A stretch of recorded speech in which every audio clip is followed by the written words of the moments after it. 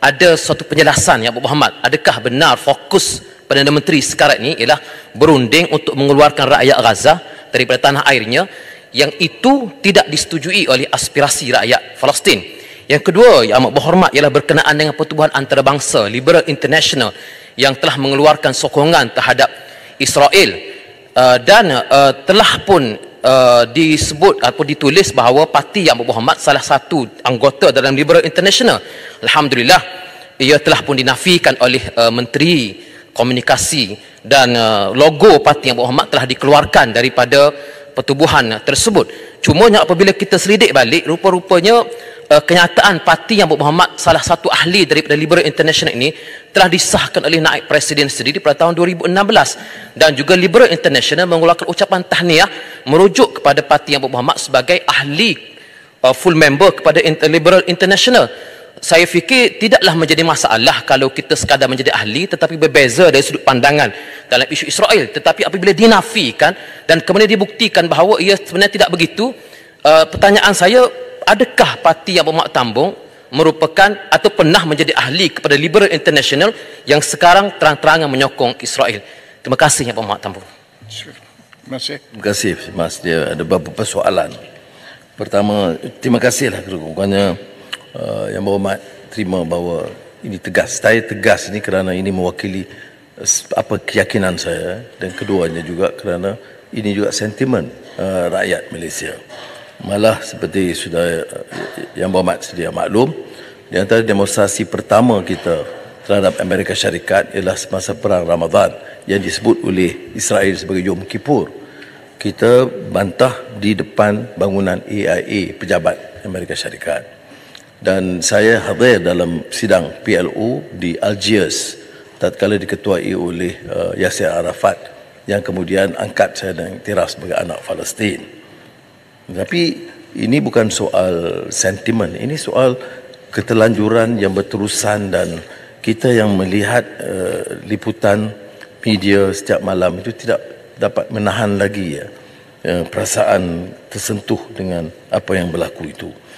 Dibangkitkan dengan beberapa negara, saya hubungi semalam, walaupun ada orang yang melecehkan kalau saya kata saya hubungi semalam, saya bicara dengan Erdogan dalam isu ini, dan beliau akan hadir di Riyadh untuk sidang OIC.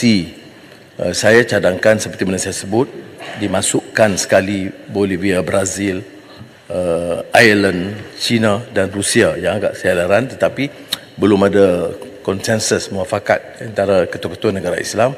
Maka sidang yang akan diadakan di Riyadh akan sokongan MBS dan OIC akan hanya menumpukan kepada ketua-ketua negara Islam. Dan sebaik saja diputuskan, saya akan tentunya berlepas dan hadir. Baik, yang keduanya ialah soal kenyataan Menteri Dalam Negeri, yang kenyataannya saya lihat betul-betul mengeluarkan dari bahaya, bukan berpindah di luar. Tapi tak apalah, oleh kerana dibangkitkan, saya akan minta supaya ini dijelaskan. Kita tidak setuju keluar, dan ini dipermainkan oleh media barat. Dia kata tidak ada negara Islam yang mahu terima orang-orang dari Gaza. Itu maknanya kenyataan yang mengelirukan dan jahat. Sebab saya bincang dengan Presiden Abdul Fattah Sisi. Dia kata sentimen orang-orang Mesir, tolonglah orang yang nak keluar. Tapi sebaik keluar, maknanya kita bagi laluan mudah untuk Israel masuk. Dia keluar daripada rumah dia, daripada tanah dia, daripada negeri dia.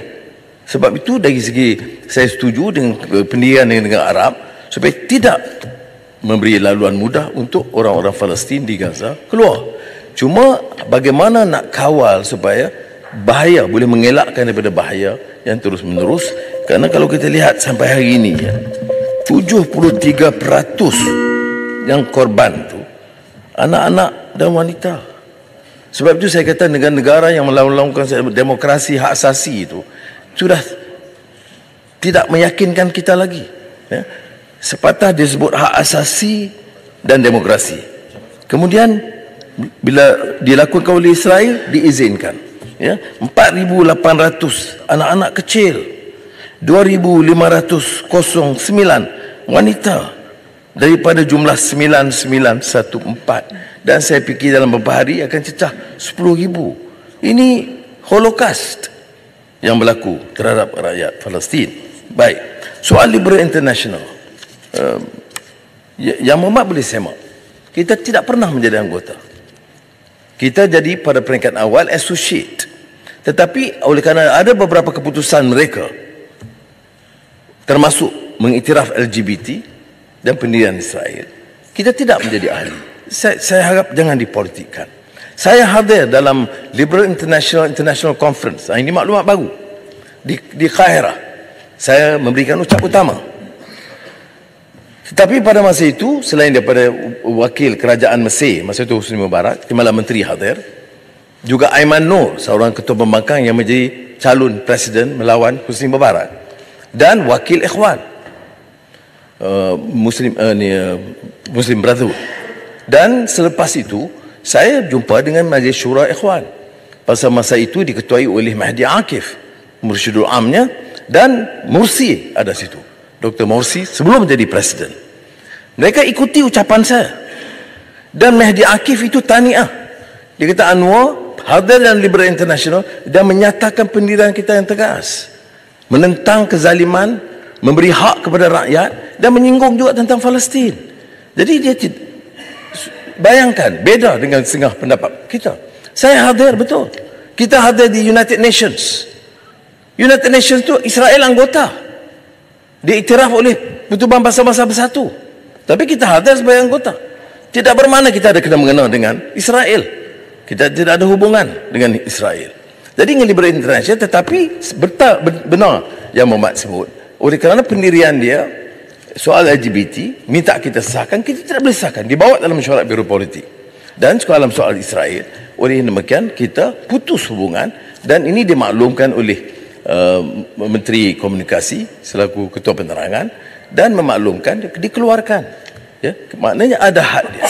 Tapi kalau ditanya umpamanya, dalam hubungan saya dengan Brookings, dengan beberapa badan-badan antarabangsa yang saya pernah hadir, termasuk yang dikatakan Muassasah Mustaqbal, Foundation for the Future, saya hadir, saya sebagai pengurusi, tetapi ada had dia. Bila timbul masalah pengiktirafan Israel, maka saya kata itu batas kita. Tetapi guntingan dalam semua isu lain saya teruskan. Umpamanya ke dalam saya kata dalam ASEAN, pendirian yang negara berbeza. Filipina lebih cenderung bersetuju dengan pendirian Amerika, walaupun tidak sekeras itu. Tetapi kita dalam hubungan dua hala masih baik dengan Filipina. Dalam soal Palestin ini, hanya Malaysia, Indonesia dan Brunei yang nampak betul-betul kuat sepakat. Yang lain kita ada hubungan, dan kita minta, seperti mana saya berjumpa dengan Perdana Menteri Thailand, Seta, yang baru, saya minta kalau boleh jangan terlalu kuat dengan pendirian Peru Amerika dalam soal Palestin, kerana ini akan menyinggung dan menimbulkan keresahan di kalangan sebahagian masyarakat Thailand dan juga Malaysia. Terima kasih.